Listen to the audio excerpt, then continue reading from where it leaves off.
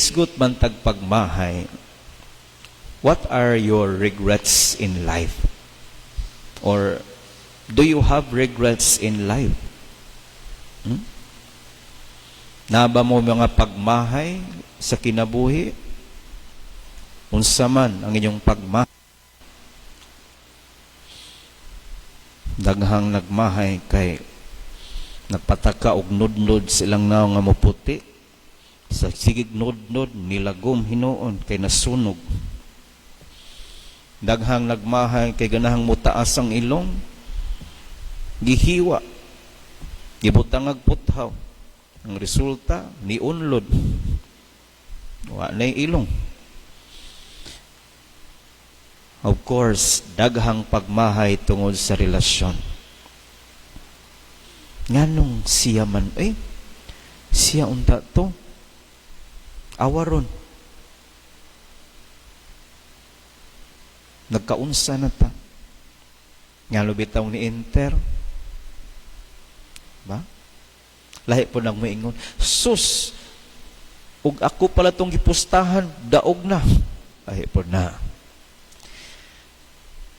Nganong magmahay man ta?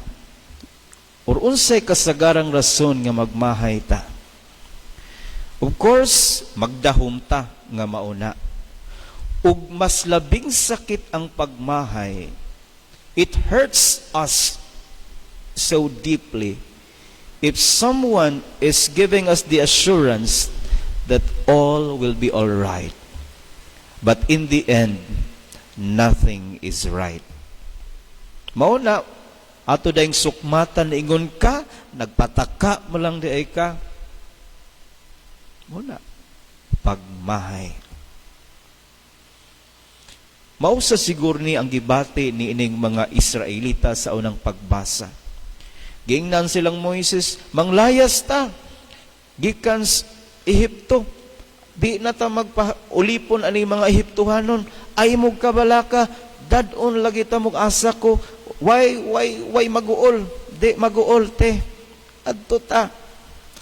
Apan sa dihang naabot na sila sa disyerto, wa may tubig, wa may pagkaon. So, ang silang gisulting Moises, nganong gidala mo man kami dinhi? Aron ba kami ug ang amo mga anak ug amo mga kahayupan mga matay sa kauhaw? Asa naman gipasalig nimo? Asa naman? May pagdito na lami, busog pa, bahalag kapoy, bahalag problemado, basta buhi. Mo sa siguro na ilang gisulti. Bahalag dag-antos, basta kumbati gihapon. Apan dinhi na, unsa naman ta? Sa katapusan, mingon pagay sila, asa naman Ginoo? Ingon ka, mag-uban na tong Ginoo. Nagmahay ang mga kanahan. Mga igsuon, tinuod, kung atong mga pagsalig, kung ang atong mga investment sa atong kaugalingon naalang sa mga tao, totally in people that we trust ourselves, more than 50% naagi pagmahay. Kaya nga naman, human as we are, we could never satisfy each other. Human as we are, there can never be enough for each other. Di kita makahatag og total nga paghatag unsay gusto niyang madawat.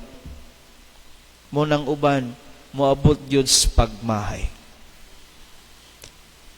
Kun, if and only if we totally 100% depend on human being. And yet, sa atong ebanghelyo karon, taas-taas gyud, apan sa mubo natong pagsabot, ang Dios mihulagway sa iyang kaugalingon isip tubig.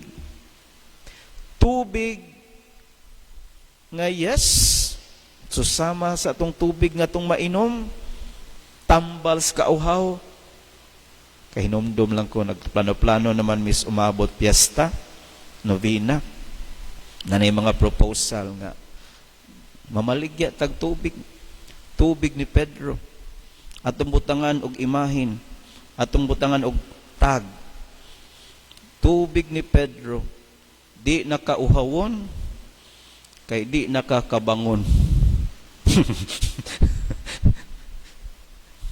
Binoang ra. Pero, maunit, I think, ang pasabot sa Dios, mga igsoon. Literally, the water in this world, of course, it quench our thirst. But deeply, spiritually, ang Dios isip tubig, dili lang magtagbaw sa tong kalibutanong kauhaw, apan sa tong kauhaw sa kahulugan, kadasig ug kusog sa kinabuhi. Murabag ang Dios mao'y tubag sa atong kakuwangan nga mohatag og pasalig kusog sa usag-usa. If we cannot be enough for each one, God is more than enough for each and every one of us. Matod pa ni Santa Teresa de Avila, solo Dios basta. God alone is enough. Musbon, if we could never be enough for each one, God alone is enough for everyone. Mao siguro ni pasalig ug hagit sad nato. Yes, musalig ta sa pasalig sa usag-usa, sa pamilya, apan it should not only be up to that. Palawman pagina nga kamong duha nga nagpasaligay sa usag-usa, magampo gyud mo, muhangad gyud mo, muluhod gyud mo. Because again, you could never be enough for each one. Doon na ginay pagmahay. Doon na gigay pangitaon nga wadiha. But if God and in God, you can have this satisfaction in your lives with each other. Mao nga nindot kayo ang pahinumdom sa atong salmo responsorio. Nindot maning pagkakanta sa nagkanta na to. Pero na ako'y nadunggan nga bata pa ko, di ko kalimot sa tono nga every time makadungog og kantahon ni mutisok gid sa akong dughan.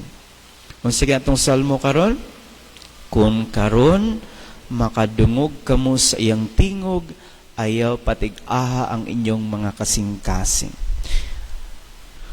Kung karon makadungog kamo sa iyang tingog, ayaw patig-aha ang inyong mga kasing-kasing.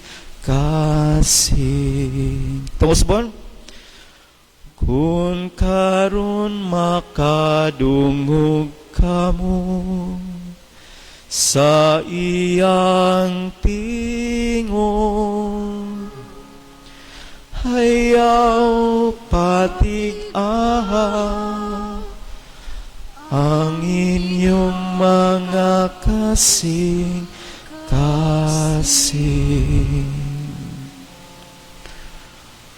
Kung ang tao lang atong saligan, chances are pagmahay ang katapusan. Apan kung mupunting kita sa Dios, chances are pasalig nato, malipay, malig-on, madasig kita. If today we hear His words, we harden not our hearts.